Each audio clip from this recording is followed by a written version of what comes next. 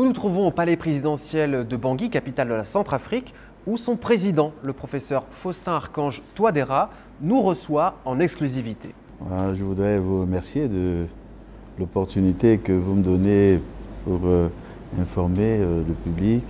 Pour commencer, la Russie, mais aussi le Rwanda, participent activement, militairement sur le terrain à la stabilisation du pays. Comment cette coopération se déroule-t-elle concrètement ? En fait, pour répondre à votre question, je voudrais tout d'abord remercier la Fédération de Russie et le Rwanda qui ont accepté sur notre demande de venir nous appuyer dans le cadre de la contre-offensive contre les rebelles de la CPC qui, comme vous le savez, bien avant le 13 janvier, il y a eu une action de la coalition des patriotes pour le changement. Ils ont commencé à mener des actions pour la déstabilisation de la République centrafricaine.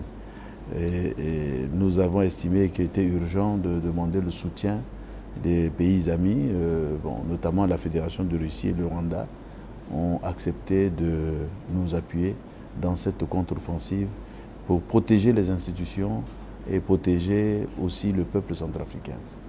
Alors, il y a quelques jours, nous étions à la frontière avec le Cameroun, où ce sont des convois qui sont organisés sous la protection des FACA. Donc, c'est un exemple de la contribution russe, si oui, on veut. Absolument. Mais quels autres exemples existent-ils? Non, il y a d'abord ça, la sécurisation de la route qui mène vers Douala, qui est une voie de ravitaillement. Et dans leur stratégie... Une voie très importante, si j'ai cru comprendre. Très très importante pour l'économie de la République centrafricaine.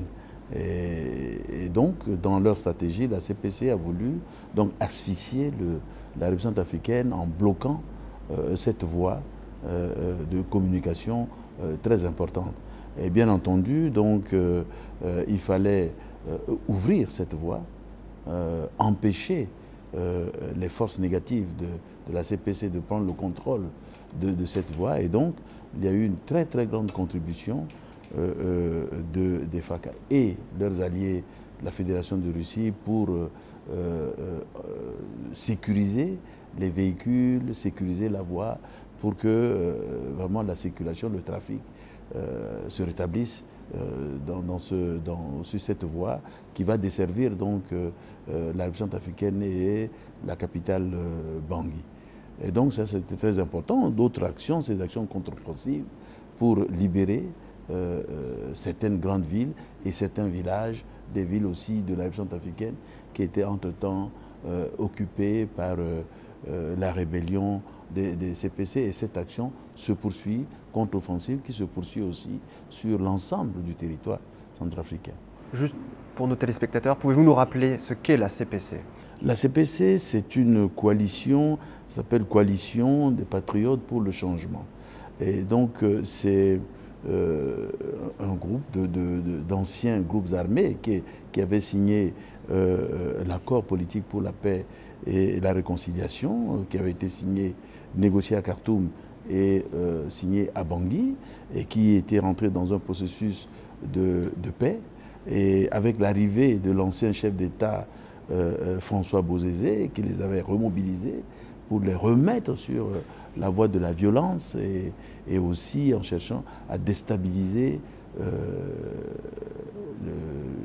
le pays, la République centrafricaine. Donc c'est ce groupe de rebelles et que nous sommes en train de combattre et qui ont mené le 13 janvier, c'était le point culminant où ils encerclaient donc la ville de Bangui, mais ils avaient commencé leurs actions depuis l'arrière-pays pour descendre sur Bangui. Et cela fait donc maintenant plusieurs mois que cette coopération est véritablement active. Est-ce qu'il y a déjà des résultats visibles? Les résultats sont visibles. Vous savez que des villes ont été libérées, la circulation rétablie, les populations qui vaquent à leurs occupations, leurs activités, disons, progressivement, la vie revient, reprend dans ces localités libérées. Est-ce qu'on peut dire qu'à l'heure actuelle, la totalité du territoire centrafricain est sous contrôle? Presque, presque, presque. Au jour d'aujourd'hui, beaucoup de nos grandes villes sont sous contrôle de l'administration. Évidemment, il y a encore des défis puisque la CPC a encore de ses membres dans un certain nombre de petites villes et mène des actions de violence sur la population. Donc, on doit poursuivre. Donc, si j'ai bien compris, une contribution positive de la part de la Russie. Nettement positive, absolument, absolument, c'est indéniable. Dans la presse française, des accusations ont été formulées contre des éléments des forces russes présentes en Centrafrique d'avoir commis des exactions contre la population civile. Quel est votre commentaire?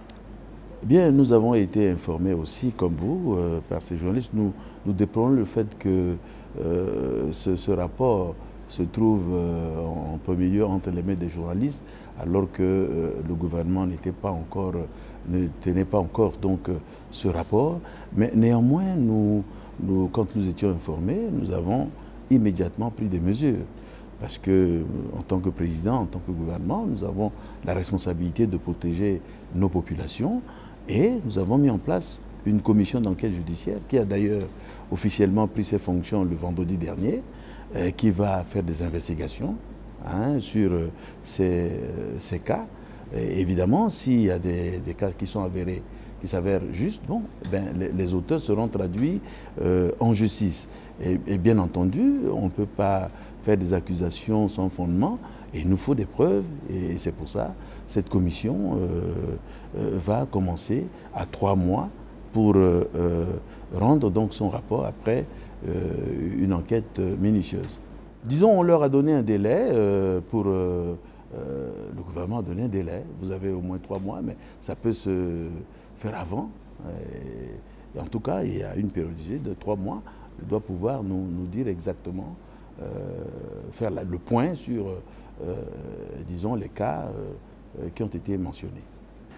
J'aimerais maintenant évoquer les relations avec la France. La France, un partenaire important, mais qui a malgré tout exprimé des inquiétudes en voyant le rapprochement entre la République centrafricaine et la Russie. Quelles conséquences ont cette nouvelle coopération avec la Russie sur les relations entre la France et la Centrafrique? Écoutez, ici, vous savez, la République centrafricaine est un pays fragile. Et aujourd'hui, nous avons des pays amis qui viennent nous soutenir dans notre quête de sécurité et de paix, et aussi dans d'autres secteurs. Donc, aujourd'hui, la Russie est là, mais ce n'est pas d'aujourd'hui. Nous avons une coopération à l'époque de l'Union soviétique déjà, et donc ce n'est pas nouveau. Aujourd'hui, nous réactivons, surtout dans le domaine sécuritaire, mais aussi nous entendons poursuivre dans d'autres domaines de coopération. Tout le monde a sa place. Nous avons une très bonne...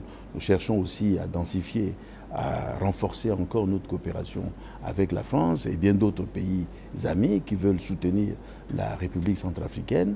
Donc pour nous, ici, tous nos partenaires, tous nos amis ont leur place parce que nous avons beaucoup de problèmes et qu'aujourd'hui, on aimerait bien que nos partenaires ici travaillent en toute complémentarité, nous appuient à résoudre nos problèmes. Donc je ne vois pas de conflit par rapport à la présence de la Fédération de Russie, qui est des conflits avec la France. Bien au contraire, nous cherchons disons, à renforcer cette coopération avec la France. Comme je l'ai dit, tous nos amis ont leur place ici et que tous les partenaires ici devraient travailler en toute transparence et en toute complémentarité pour aider la République centrafricaine et son peuple à sortir de cette situation. J'aimerais rebondir sur quelque chose que vous venez de dire. En parlant avec les Centrafricains depuis plusieurs jours que nous sommes ici, ils ne parlent pas de l'arrivée des Russes, mais ils parlent du retour des Russes, comme vous venez de l'évoquer. Et donc, vous parlez de Bokassa. À l'époque, il y avait une réelle amitié entre les deux pays? Il y a une coopération depuis dans les années 60. Cette coopération, à l'époque, c'était l'Union soviétique. Donc, je dis que cette coopération, elle n'est pas nouvelle.